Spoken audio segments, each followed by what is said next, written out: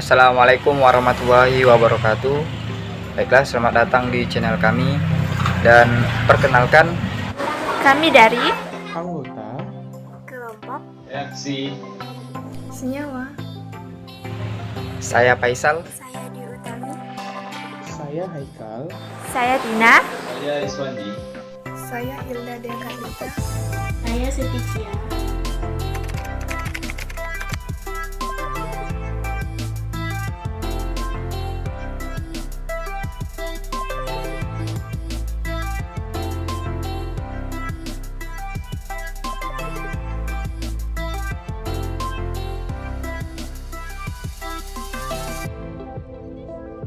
Saya akan melakukan percobaan reaksi non-logam pada larutan cuka.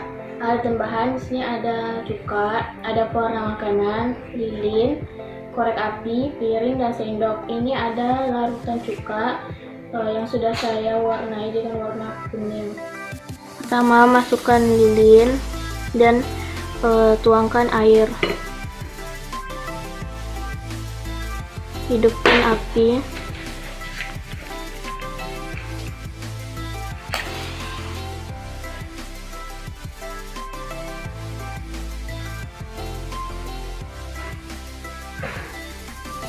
Tutup dengan gelas. Bisa dilihat lilinnya masih hidup walaupun kecil dan mati. Saya akan di sini. Saya akan mengulang percobaan reaksi senyawa non-logam. Saya akan menjelaskan alat dan bahan. Yang pertama ada korek api, yang kedua ada lilin, yang ketiga ada piring, keempat ada air gula yang telah diberi pewarna, dan kelima ada wadah untuk menutup lilin ini nanti. Oke, sekarang kita langsung ke cara pengerjaan. Pertama, tuangkan air gula ini ke dalam piring. Setelah itu letakkan lilin di atasnya. Kemudian kita hidupkan lilin ini.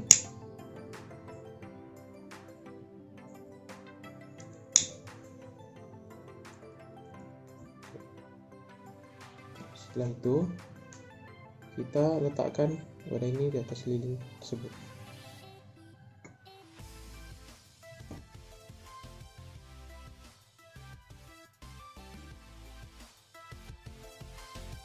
Setelah api padam, kita dapat melihat bahwa air yang tadi di luar masuk ke dalam wadah ini. Terima kasih. Pertama, siapkan alat dan bahan. Pertama, gelas dan air garam. Kemudian piring berwarna putih. Kemudian korek api dan lilin. Langkah-langkahnya yaitu pertama, tuangkan air garam ke piring.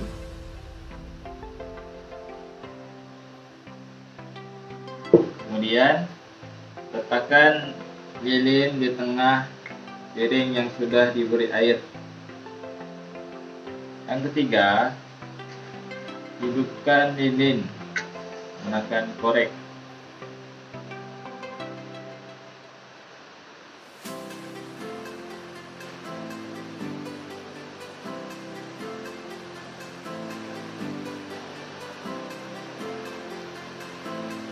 Setelah api menyala, tutup lilin menggunakan gelas kaca.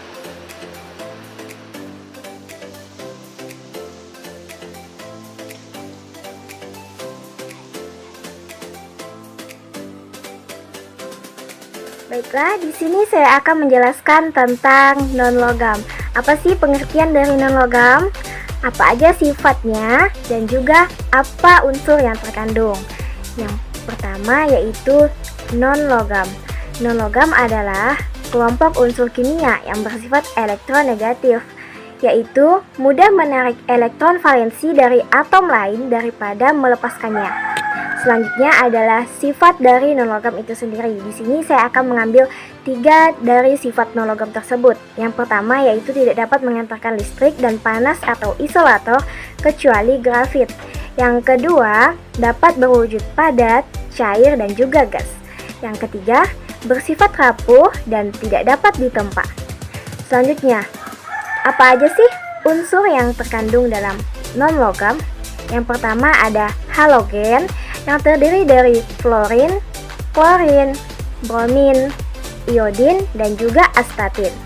Yang kedua ada gas mulia, terdiri dari helium, neon, argon, krypton, dan xenon, dan juga radon. Selanjutnya yaitu non-logam lainnya yang terdiri dari hidrogen, karbon, nitrogen, oksigen, fosfor, belerang, dan juga selenium. Selanjutnya ada kesetimbangan.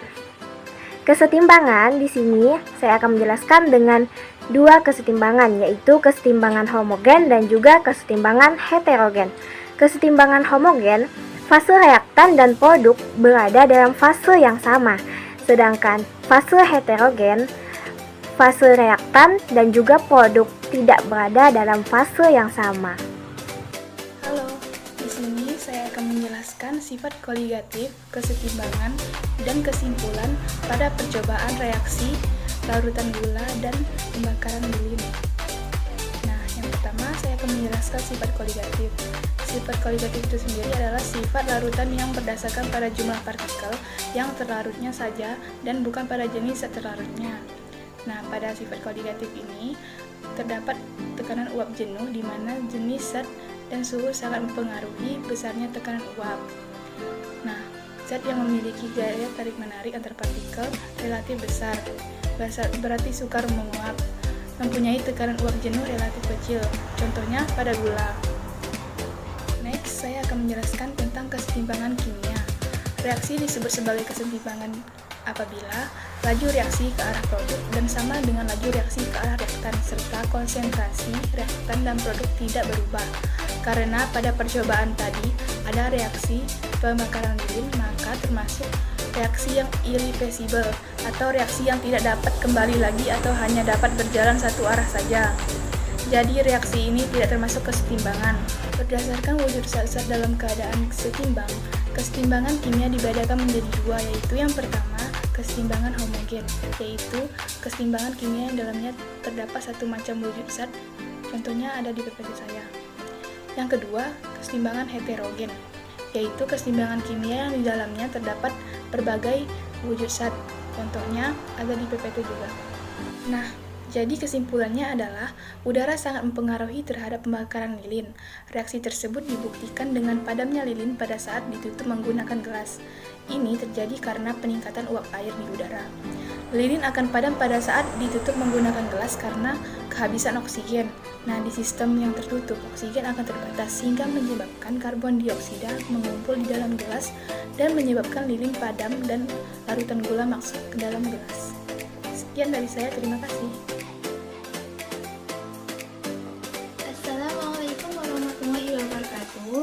Nah, di sini saya akan menjelaskan sifat koligatif, kesetimbangan, dan kesimpulan dari percobaan reaksi larutan garam dan pembakaran lilin. Nah, yang pertama saya akan menjelaskan sifat koligatifnya. Sifat koligatif di sini mempunyai 4 macam. Yang pertama, penurunan tekanan uap jenuh, penurunan titik beku, kenaikan titik didih, dan tekanan osmotik. Nah, karena di sini adanya larutan garam yang dilarutkan dengan air, maka termasuk ke penurunan tekanan uap jenuh. Tekanan uap jenuh yaitu zat yang memiliki gaya tarik-menarik antar partikel relatif besar, berarti suka menguap, mempunyai tekanan uap jenuh relatif kecil, yaitu contohnya pada garam.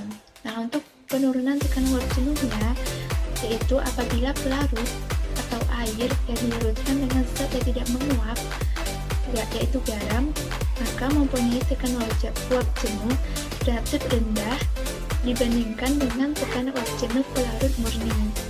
Nah, itu saja sifat koligatifnya. Next, kita akan membahas kesetimbangannya.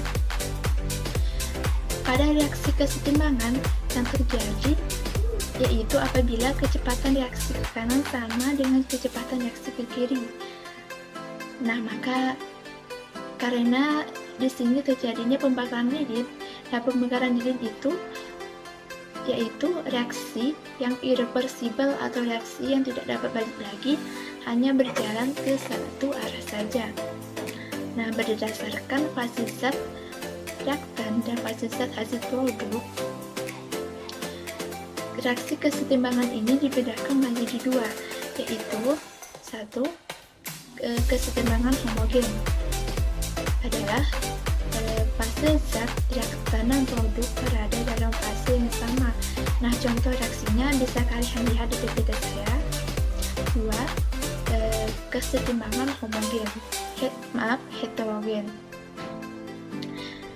Nah, kesetimbangan ini kebalikan dari kesetimbangan homogen. Nah, contoh reaksinya bisa juga kalian lihat di PPT saya. Nah, untuk kesimpulannya, di sini udara sangat berpengaruh terhadap pembakaran lilin. Ini dibuktikan dengan padamnya lilin yang ditutup dengan gelas. Nah, hal ini terjadi karena pembakaran lilin dalam gelas awalnya terjadi pengembangan udara. Pada saat yang sama terjadi peningkatan uap air di udara. Nah, lilin akan padam apabila ditutup dengan gelas karena kehabisan oksigen. Nah, di sistem yang tertutup, oksigen itu akan terbatas sehingga menyebabkan pembakaran, hasilnya yaitu karbon dioksida yang mengumpul di dalam gelas yang menyebabkan lilin padam karena kehabisan oksigen. Nah, itu saja penjelasan dari saya. Sekian, terima kasih. Wassalamualaikum warahmatullahi wabarakatuh.